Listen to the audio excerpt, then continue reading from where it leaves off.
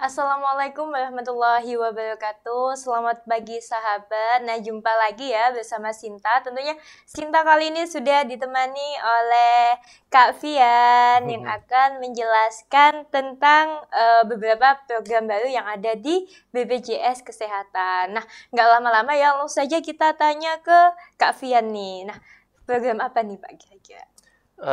Kita sekarang mau menjelaskan terkait program rencana pembayaran bertahap. Oke. Untuk disingkatnya lebih simpel menjadi rehab, seperti itu. Nah, itu programnya bagaimana nih Pak? Ya, jadi rehab ini adalah program yang sudah berjalan 3 tahun terakhir. Cuman yang tahun pertama meluncur adalah program namanya keringanan pembayaran. Nah, itu yang 2 tahun terakhir ini adalah rehab, rencana pembayaran bertahap. Sebenarnya program ini adalah program untuk memberikan keringanan kepada peserta bagi yang menunggak untuk peserta mandiri. Jadi kalau segmennya peserta BPJS itu kan banyak, ada yang dari perusahaan, ada yang dari PBID atau penerima bantuan iuran, ada PNS, ada TNI, Polri, dan lain-lain. Cuman rehab ini dikhususkan untuk peserta mandiri atau peserta bukan penerima upah yang membayarkan secara mandirinya. Gitu. Berarti itu diperuntukkan untuk peserta yang tidak mendapatkan bantuan ya? Betul, yang mendaftarkan dirinya sendiri dengan membayar iuran secara mandiri. Oke, nah jadi apakah semuanya yang mendaftarkan secara mandiri itu bisa mengikuti itu? Ya, jadi karena ini program untuk keringanan pembayaran tunggakan, pada prinsipnya seluruh peserta mandiri itu dapat menggunakan program ini. Namun dikhususkan untuk yang peserta menunggak. Dari menunggak pun itu ada klasifikasinya, yang menunggak 4 bulan sampai 24 bulan. Kenapa kok lebih dari cuma 24 bulan? Karena memang di regulasinya di atas 2 tahun itu tagihan yang ada di sistem BPJS Kesehatan itu regulasinya hanya menunggak 24 bulan atau yang diperanya 2 tahun. 2 tahun. Jadi semacam kayak pemutihan atau potongan ya. Jadi kalau ada yang menunggak 3 tahun, 4 tahun, 5 tahun itu dapat 24 bulan saja untuk yang dibayarkan. Dan di program rehab ini memang mempermudah peserta mandiri yang sudah terlanjur banyak tagihannya, bisa jadi 2 juta, 3 juta, sampai 5 juta, itu mengangsur, mencicil sehingga mempermudah peserta itu, saya punya dana sekian setiap bulan, saya bayar, nanti kalau sudah lunas, jadi nanti kartunya bisa aktif. Gitu. Nah, untuk mendaftarkan itu apakah secara otomatis ataukah ada tahap-tahapannya? Ya, jadi karena memang program ini ada ketentuan dan syarat dan ketentuan berlaku, jadi peserta JKN kita pun mensosialisasikan ada namanya aplikasi Mobile JKN. Di dalam Mobile JKN itu ada menu rencana pembayaran bertahap atau toolsnya atau rehab. Di situ jika peserta yang menunggak lebih dari 3 bulan, artinya 4 sampai 24 bulan, maka di situ akan muncul tagihannya berapa dan peserta ini bisa menggunakan fasilitas rehab. Sebagai contoh, kalau peserta yang kurang dari 4 bulan, nunggak 2 bulan, 3 bulan itu tidak bisa. Maka di sistemnya membaca peserta tidak mendapatkan fasilitas untuk rehab seperti itu. Jadi setelah di Mobile JKN mendaftarkan itu, selanjutnya muncul tagihan. Setelah itu muncul skema pembayarannya, mau dibayarkan 2 bulan, 3 bulan, lah itu maksimal adalah 12 bulan atau 1 tahun. Jadi kalau iurannya 24 bulan, karena maksimal 12 bulan, maka iuran yang wajib dibayarkan adalah minimal 2 bulan. 2 bulan. 2 bulan untuk 1 kali pembayaran, gitu. Nah, selanjutnya di situ nanti ada simulasi, kira-kira bulan ini bayar berapa, bulan depan berapa, dan selanjutnya bulan berapa, seperti itu. Nanti setelah muncul simulasi, peserta itu setuju, maka di situ muncul namanya persetujuan. Jadi ada inform consent-nya, dibaca semua ketentuan-ketentuannya.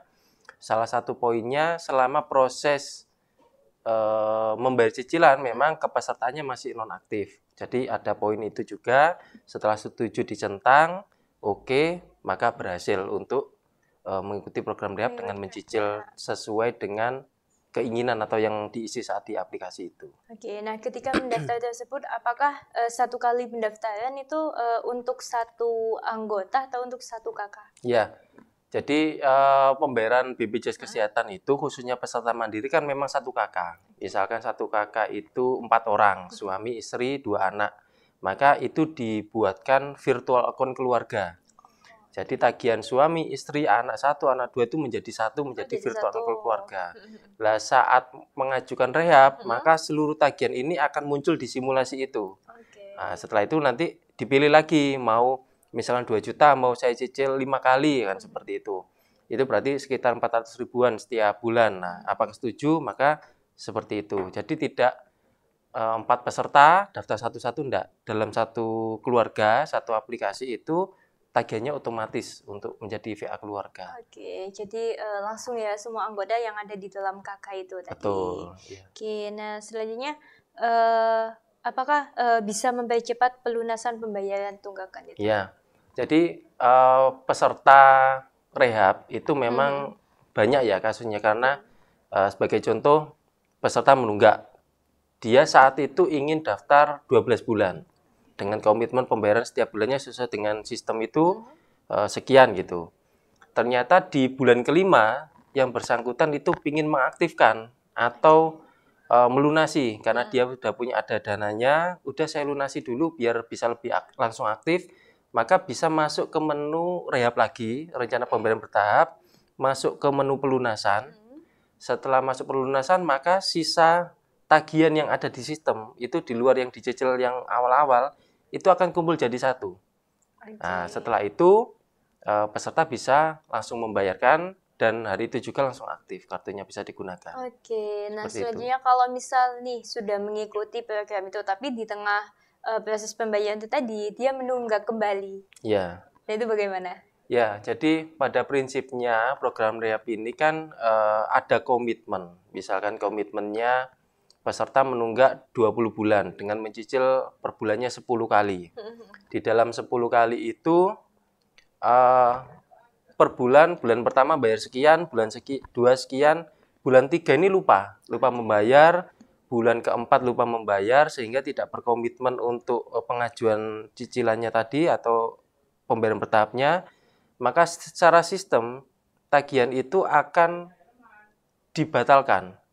Karena tidak ada pembayaran. Pembatalan, tagihannya menjadi satu kembali, dan peserta itu saat ingin membayarkan kembali bisa mengajukan rehab kembali.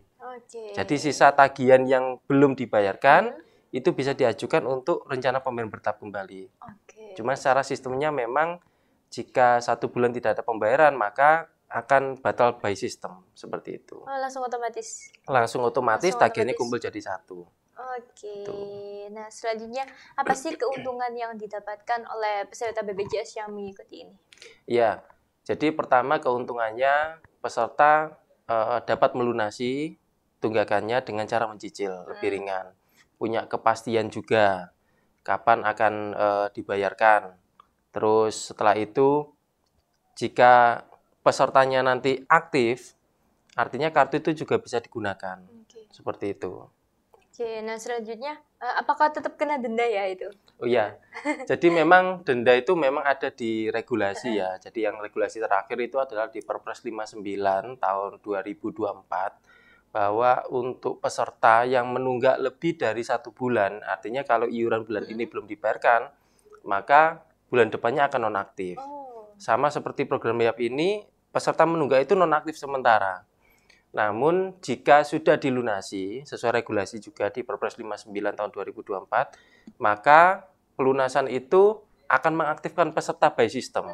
By system. Ya, namun ada sanksi atau klausul juga bahwa setelah 45 hari ke depan, jika peserta itu rawat inap di rumah sakit, ya, hanya di rumah sakit, tapi kalau rawat inap di klinik atau puskesmas itu tidak ada rawat inap. Jadi 45 hari setelah aktif kembali atau setelah lunas, jika rawat inap di rumah sakit maka akan ada denda. Maka dengan poin rehab ini, kalau ada pepatah kan sedia payung sebelum hujan. Betul. Nah, gitu. Jadi kartunya diaktifkan dulu dengan cara mencicil. Harapannya setelah lunas 45 hari ke depan tidak sakit atau tidak menggunakan untuk rawat inap. Di hari ke-46 dan selanjutnya, maka jaminan kesehatan untuk keluarganya peserta-peserta itu bisa digunakan tanpa ada denda sama sekali.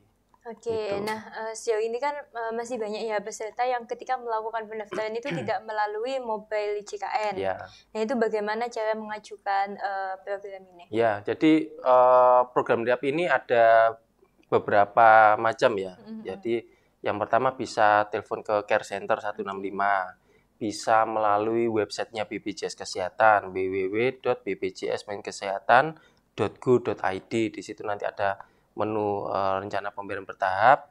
Terus yang paling mudah sekarang itu kan kalau tahun-tahun sekarang anak muda itu kan semua pakai HP ya. Betul. Jadi di aplikasi mobil JKN itu bisa download seperti itu. Lah mobil JKN sendiri itu banyak fiturnya. Ada cek data peserta, ada cek vaskes, mau rubah data, rubah vaskes, seperti itu banyak macamnya. Lah poinnya itu banyak yang mengaksesnya lewat mobil JKN. Kenapa kok harus dengan mobil JKN? Karena peserta itu bisa ngontrol pembayarannya. Kapan sih saya bayar terakhir? Tanggal berapa itu ada di data semua, ada catatan semua di menu rehab, ada di pembayaran terakhir itu, terus rencana lunas kapan itu semua terekod di mobil JKN. Jadi alangkah baiknya memang meskipun daftar melalui care center ataupun website, tapi tetap mendownload mobil JKN untuk tracking ya, tracking pembayaran itu.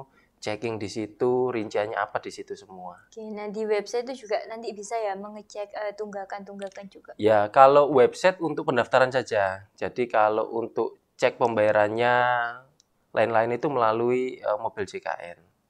Seperti itu. Nah, selanjutnya apakah peserta itu dapat merubah skema pembayaran?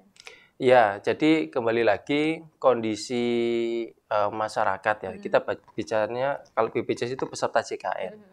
Peserta JKN itu macam-macam gitu. Ada yang dari awal itu menunggak 20 bulan komitmen untuk mengajukan bertahapnya 10 bulan. Ternyata skemanya ingin saya rubah seperti itu. Saya ingin 2 bulan lagi melunasi atau saya nyicilnya 2 bulan atau bisa jadi mintanya 12 bulan lagi. Itu masuk ke menu pembayaran bertahap, ambil pelunasan, maka tagihannya akan muncul jadi satu, selang 1 jam, ya, selang 1 jam itu mendaftarkan lagi ke program rehab, nanti situ muncul lagi skemanya, mau dicicil berapa bulan, nanti angkanya berapa, bulanannya berapa, itu nanti muncul lagi. Jadi pada prinsipnya program ini bisa dibatalkan atau dirubah skemanya melalui program rencana bertahap di tools mobil JKN itu. Oke, nah selanjutnya untuk kapan itu peserta dapat melakukan pembayaran tunggakan setelah mendaftar program? Iya. Apakah bisa langsung? Jadi pada prinsipnya pembayaran itu kan terbaca oleh sistem. Setelah pendaftaran itu minimal 1 jam. 1 jam itu setelah mendaftar itu baru muncul by sistemnya. Contoh gini. Sebelum mendaftar tagihan kita 2,5 juta. Itu setelah mendaftar berhasil mau kita bayar tagihannya masih 2,5 juta. Seperti itu. Di sistem kita itu maksimal 1 jam. Nah, maksimal 1 jam artinya ditunggu berapa lama? 5 menit, 10 menit. Misalkan cicilannya tadi 300.000, maka nanti dicek secara berkala 5 menit, 10 menit itu tagihannya sudah berubah menjadi 300.000 atau tidak. Kalau sudah berubah berarti sudah bisa dibayarkan di kanal-kanal pembayaran BPJS Kesehatan. Oke, berarti untuk mengecek tunggakan juga bisa ya selain di aplikasi mobil JKN itu? Iya, seperti bisa itu. Melalui website, kemudian pakai call center tadi ya, bisa ya 165. Betul. Di 165 itu juga bisa mengecek ya. Jadi ini memang sangat-sangat mudah sekali sebenarnya ya. Banyak sekali untuk mengakses berbagai informasi yang ingin didapatkan tentang BPJS Kesehatan. Nah, tentunya yang paling efektif dan efisien mungkin melewati mobil JKN itu tadi ya. Ya, betul. Melalui mobil JKN tadi, di situ kan ketika kita pengalamannya Sinta ya, ketika kita memasukkan nicknya satu anggota keluarga saja itu bisa langsung login ke semua anggota keluarganya. Betul, itu yang dalam satu kakak itu. Betul, yang dalam satu kakak. Jadi itu langsung sangat-sangat efektif. Nah, selanjutnya apakah program pembayaran peserta JKN melalui auto debit? Ya, jadi kalau kita bicara peserta menunggak, itu kan banyak faktor. Ada faktor peserta itu lupa membayar.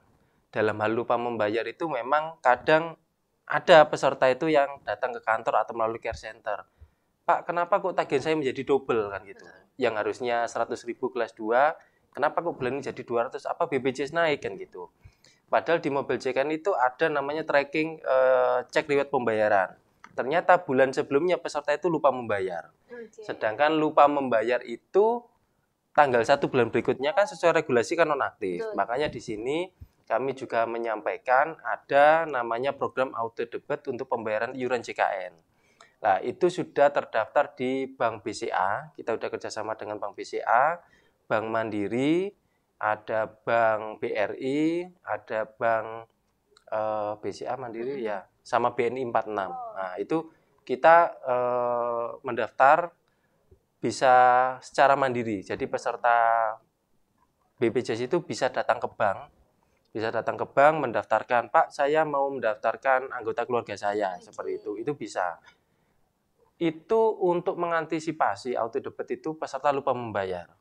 Maka harus disiapkan dana yang cukup sesuai dengan iuran bulanan itu. Misalkan kelas 2-nya 100.000 dengan 2 peserta berarti 200.000, maka harus ada dana 250.000. Maka ada space uang 50.000 yang ada di rekening untuk dilakukan pendebetan, seperti itu.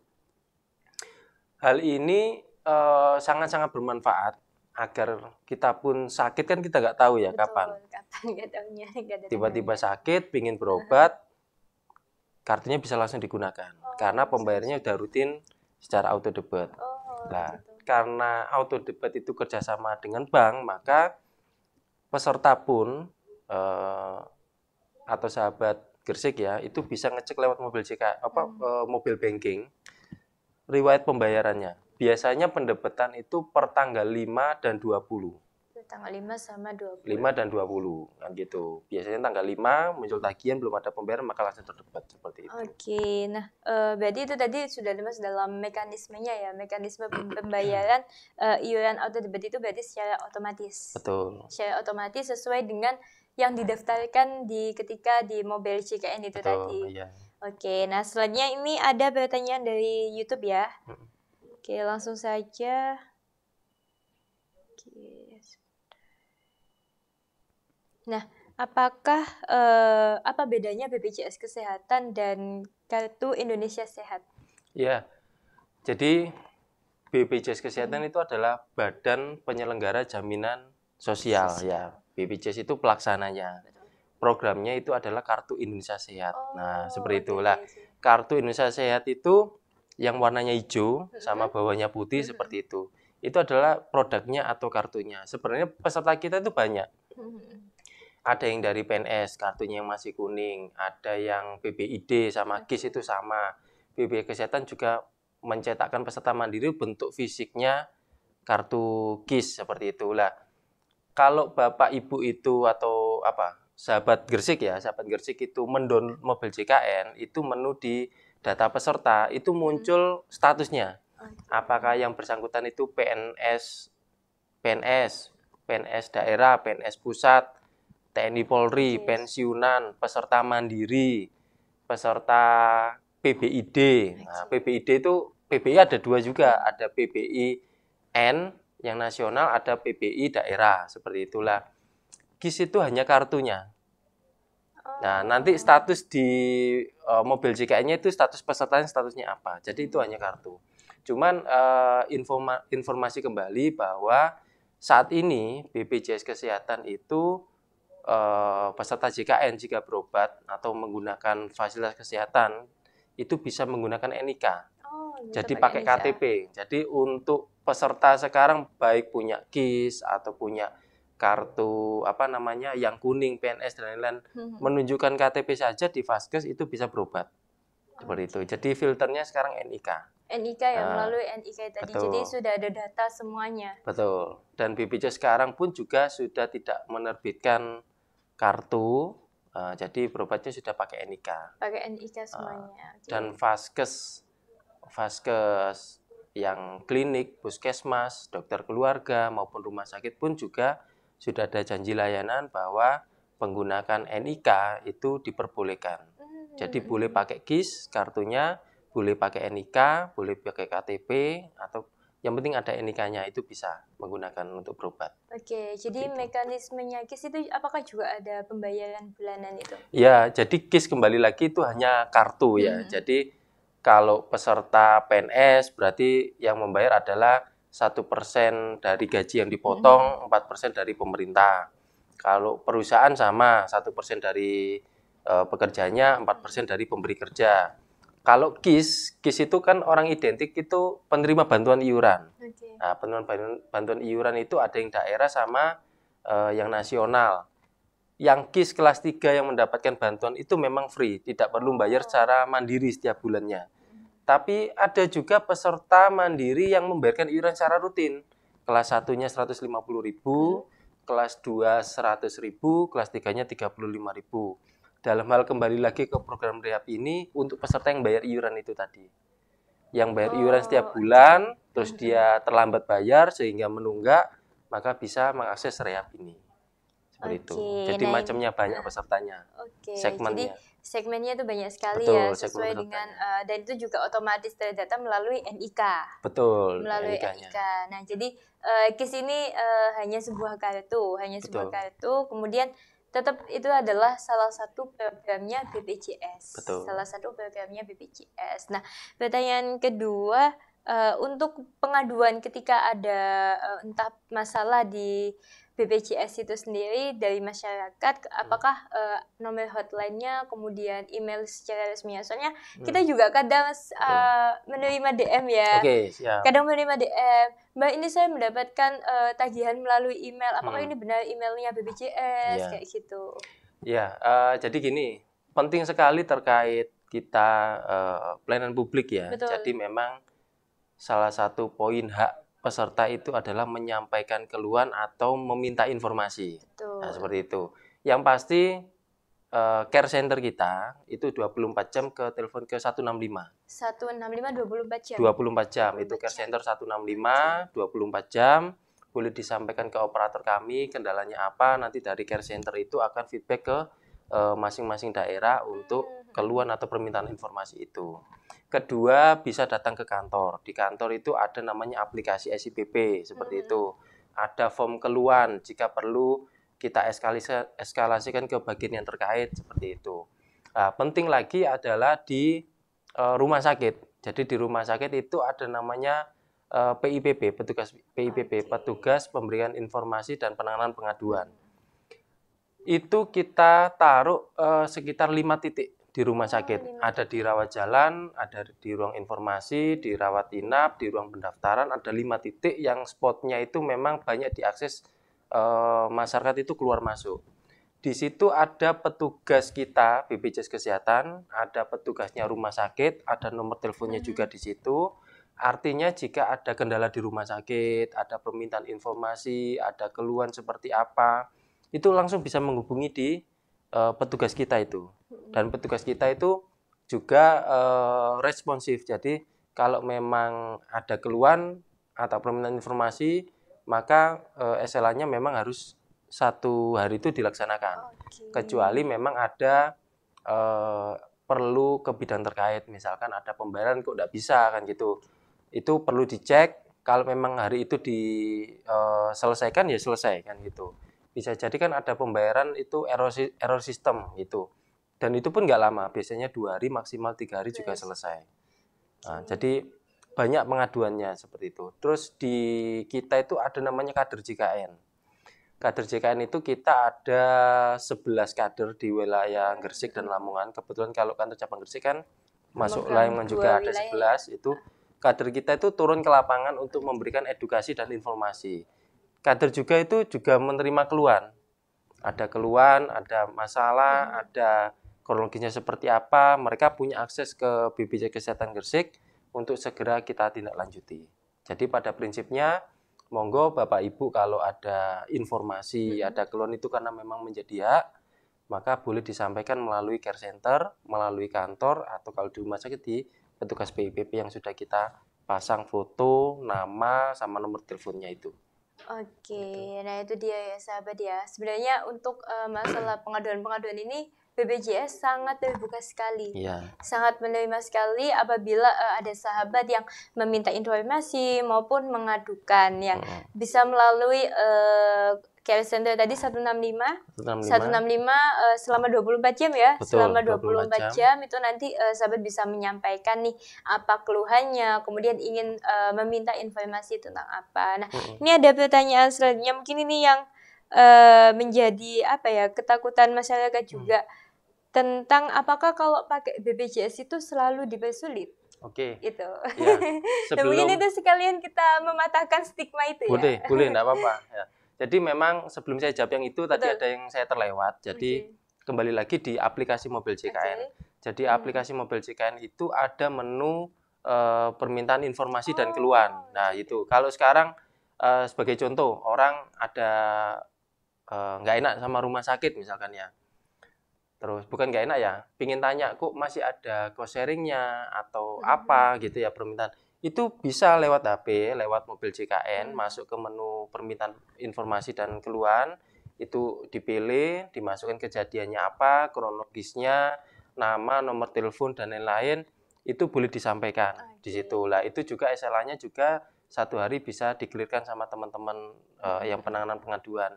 Jadi kami harapkan Bapak Ibu juga, ini menyambung dengan yang tadi ya, boleh menyampaikan permintaan informasi apapun, kita pelayanan BPJS Kesehatan tidak ada diskriminasi, gitu, tidak ada diskriminasi pelayanan, baik itu pelayanan PBI, peserta mandiri, atau yang lain itu kita sama, memang pelayanan standar. Kembali lagi ke pertanyaan yang terakhir, bahwa apakah BPJS itu dipersulit? Bahwa BPJS Kesehatan itu memang Badan Penyelenggara Jaminan Sosial, yaitu programnya namanya JKN. Di dalam JKN itu ada namanya regulasi. Regulasi itu dari Peraturan Menteri Kesehatan, Peraturan Menteri Keuangan, Peraturan Menteri Dalam Negeri, ya kan? Semua itu regulasinya ada. Cuman garis besarnya, BPJS itu mudah. Peserta itu membayarkan iuran peserta mandiri. Kalau peserta PBI atau yang KIS itu identik dengan KIS dibayarkan oleh pemerintah, kan gitu. Perusahaan berarti dibayarkan oleh perusahaan. Kalau PNS, TNI, Polri berarti dari badan mereka, institusi mereka. Selama ada iuran setiap bulan dibayarkan rutin, tidak lewat bulan depan, maka kartu itu akan terus aktif. Sedangkan kita sakit tidak tahu kapan sakitnya. Kita rencana sakit apa aja kita nggak tahu kan gitu ya. Tiba-tiba sakit kita perlu. Alurnya jika memang sakitnya ringan, batuk, pilek, pusing, meriang dan lain-lain yang ringan itu silakan berobat di vaskes yang pertama. Yang terdaftar terdaftar di mobil JKN atau di kartunya itu bisa pilih puskesmas, klinik, dokter keluarga. Itu semuanya sudah free, sudah dijamin semua. Nanti dapat obat, dapat resep, dilayani ya, termasuk ada lab dasarnya untuk di puskesmas atau klinik-klinik tertentu. Setelah itu dapat obat, pulang sembuh, selesai. Namun kalau peserta itu ke rumah sakit, ya kalau ke rumah sakit, jika tidak emergensi maka harus ada rujukan dari vaskes pertama.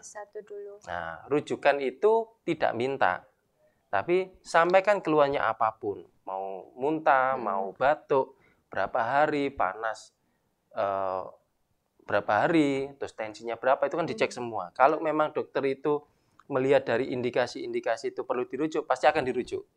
Nah, kuncinya itu, berobat di vaskes pertama, terus kalaupun ke rumah sakit harus ada rujukan. Tapi ada lagi, dalam kasus emergensi, dimanapun, itu bisa menggunakan kartu BPJS Kesehatan. Sebagai contoh, si A punya sakit asma di sini, di Gresik, nggak kambuh. Dia ada diklat ke Malang karena di sana cuacanya dingin, diklat itu banyak mikir, akhirnya asmanya kambuh atau kumat. Itu bisa langsung datang ke rumah sakit yang terdekat, karena emergensi ya asma dengan terkait pernafasan, maka langsung ditangani. Kalaupun rawat inap ya langsung rawat inap, itu dijamin. Nah seperti itu. Tapi kalau misalkan ke Malang sakitnya hanya meriang, sakit yang ringan, itu boleh ke vaskes yang terdekat. Di mobil JKN itu ada menu lokasi vaskes.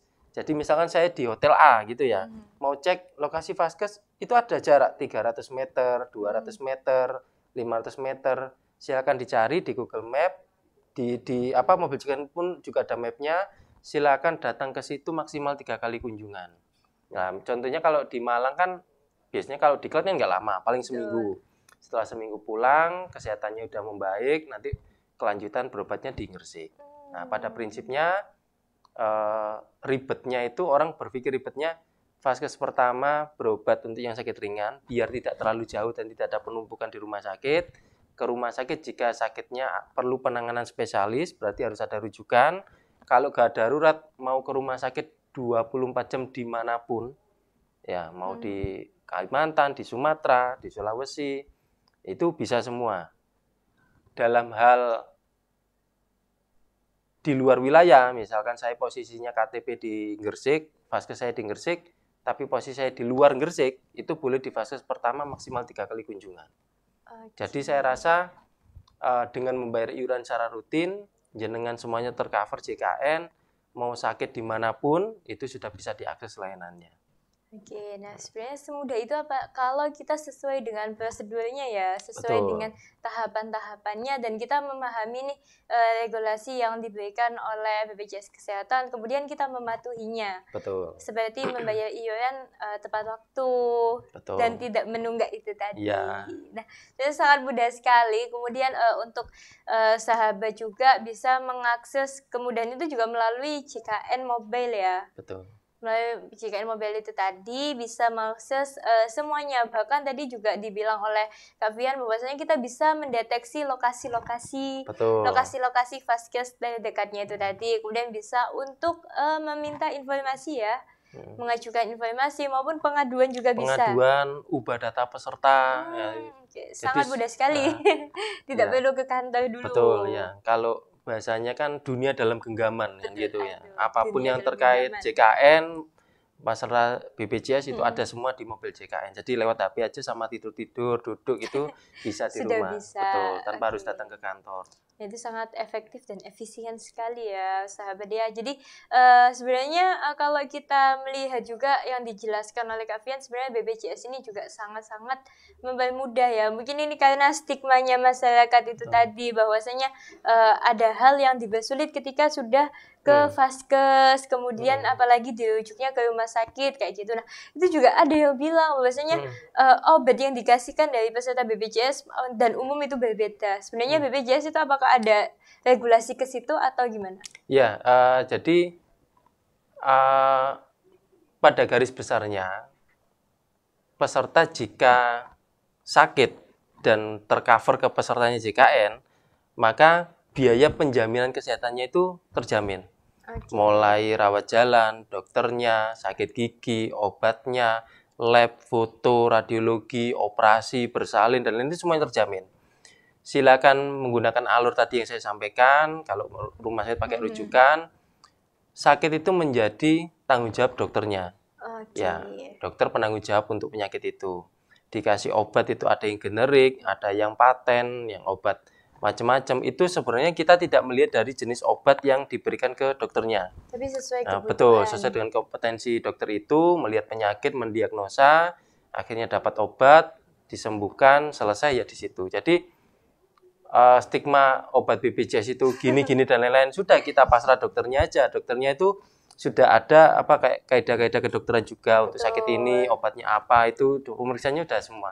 Artinya daripada kita berpikir nanti peserta JKN obatnya ini deh, udah kita coba, kalau sakit, bukan coba sakit ya, kalau sakit sudah terlanjur sakit, kita coba pakai JKN, silakan dimanfaatkan ya, sebaik mungkin, dan diikuti juga untuk tahapan-tahapannya. Prosedurnya diikuti. Betul. Nanti kalau memang ada sesuatu hal yang perlu kurang jelas, sampaikan ke petugas kami, ke Iya. Care Center 165, ke mobil JKN di permintaan informasi. Kalau di rumah sakit ada petugas SIPP, PIPP ya, PIPP. Jadi saya rasa nanti teman-teman semua itu cukup informatif untuk memberikan penjelasan. Dan itu pun boleh.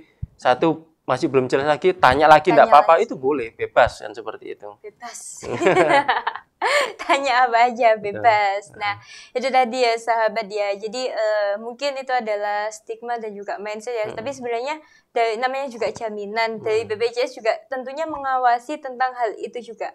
Betul. Jadi kami juga mengawasi. Jadi kalau ini sampai hari ini teman-teman kita namanya credentialing ya. Credentialing itu mengecek fasilitasnya FKTP, Vaskes pertama, itu rumah sakit itu benar-benar dicek semua, pengawasan semua. Termasuk dengan informasi pengaduan itu jika memang ada indikasi Vaskes itu nakal, ini enggak semua Vaskes nakal ya, ada indikasi. Itu pun juga akan ada sanksi-sanksi sesuai dengan regulasi, termasuk sanksinya dari Dinas Kesehatan, yaitu pelayanan publiknya dicabut, untuk prakteknya atau apa, itu semuanya ada mekanismenya. Dan BPJS pun tadi kita sampaikan seluruh keluhan, seluruh permintaan informasi akan kami respon, karena kita juga akan melihat kendala di lapangan itu sejauh mana, dan sanksi pun itu ada. Seperti itu. Buat untuk yang mau bermain-main seperti itu ada. Oke, nah tentunya BPJS juga mengawasi tentang hal-hal itu tadi, karena sudah ada SOP-nya, sudah ada regulasi, dan juga ada tahapan-tahapan dan peraturan yang memang harus dipatuhi oleh pihak-pihak yang melakukan kerjasama dengan BPJS ya. Betul. Yang telah melakukan kerjasama dengan BPJS Kesehatan ini. Nah mungkin sebelum Sinta tutup nih, apakah ada pesan untuk sahabat di rumah? Ya, kalau tema hari ini kan rehab ya. Betul. Rehab kan identik dengan keuangan. Pada prinsipnya peserta JKN, khususnya peserta mandiri, bayarlah iuran rutin setiap bulannya, maksimal tanggal 10. Kalaupun terlambat, itu adalah sampai akhir bulan. Karena di tanggal 1 bulan berikutnya, jika bulan berjalan tidak ada pembayaran, maka akan nonaktif. Sedangkan kalaupun sakit, nanti ada denda-denda yang harus dibayarkan saat rawat inap. Artinya bayarlah iuran, ya. Nanti silakan untuk pelayanan kesehatan, jaminan kesehatannya dapat diakses, dapat dimanfaatkan terkait program JKN ini. Oke, jadi itu aja? Sudah. Oke, nah terima kasih Kak Fian sudah menemani sahabat yang ada di rumah pada pagi ini ya. Dan tentunya nanti sahabat apabila ada pengaduan-pengaduan tentang BPJS bisa langsung telepon ke 165, itu gratis ya? Gratis. Gratis ya. 24 jam. Kalian juga bisa melakukan pengaduan melalui mobil JKN, melalui mobil JKN itu tadi. Nah tentunya sahabat, saya Sinta dan juga seluruh kru Suara Gresik pamit undur diri. Wassalamualaikum warahmatullahi wabarakatuh. Waalaikumsalam warahmatullahi wabarakatuh.